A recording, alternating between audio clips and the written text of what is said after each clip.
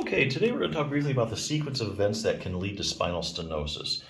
Um, all right, it's time to talk about how these changes happen in your back. So, how do we figure this out? Well, it's kind of like if you wanted to learn how houses are built. A good start would be to go to a new housing development and take a look around. Walking around, you would no doubt be able to see many houses in their various stages of completion, and thus get a good idea of how the finished ones got to be that way. It's in a similar fashion that back researchers have been able to get a good idea of the changes that lead to spinal stenosis. Just like observing a new housing development, scientists have closely examined large numbers of autopsy specimens of the lumbar spine of different ages. And based upon such observations, scientists have been able to piece together the sequence of events that lead to spinal stenosis. Now, there are a couple of ways to look at this whole process. The first one looks at the development of spinal stenosis from an anatomical or nuts and bolts point of view. It goes something like this. The changes that lead to spinal stenosis typically begin in the disc. Discs have a tendency to get less plump as we age, and injuries can make the disc break down to varying degrees over time. As the disc starts to get less plump, the vertebrae get closer together.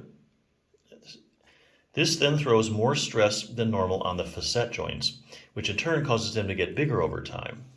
The ligamentum flavum also gets thicker as a result of abnormal stresses in the area. All these changes, the disc getting thinner, the facet joints getting larger, and the ligaments getting thicker, all narrow the holes where the spinal cord and spinal nerves pass through, and thus create spinal stenosis. Okay? The other way of describing the sequence of events leading to spinal stenosis is to think about in terms of how much motion there is in the spine at the various points in the process. Looking at spinal stenosis this way, scientists have found three distinct stages that go something like this.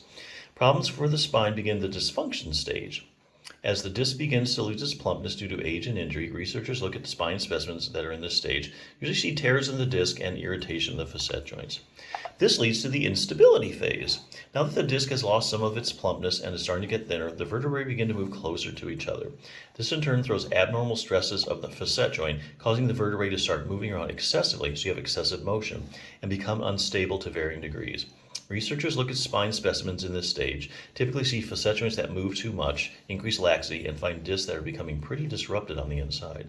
Last comes the stabilization phase stage. As the results of enlarged facets and bony overgrowths called osteophytes, the vertebrae usually lose motion and start to become once stable again. So your body's just trying to stabilize itself. So it kind of goes through this instability phase, and then eventually, if you live long enough, it starts to stabilize it. Now, once the vertebrae at a particular level of the spine stiffen up and lose motion, this throws more stresses on the vertebrae directly above it. So if you think of your spine like a bunch of stacked one on top of the other, if you knock out the motion in one segment, the one above it always has to take the stress. This increased stress usually wears down the above vertebrae and disc, and the whole process tends to repeat itself. This is how spinal stenosis can spread from one level of spine to the next one above it, eventually affecting many different levels of the back. So that's according to the research.